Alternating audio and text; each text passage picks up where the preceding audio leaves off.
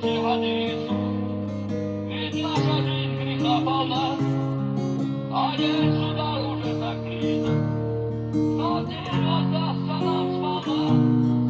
Настанет час неумолимо, и солнце с запада взойдет, свершится грозное знамение, срок покаяния истечет. Взывайте к Господу покорно, Аллах прощающий велик, и преклоняясь пред Всевышним, в молитвах обращай свой лик.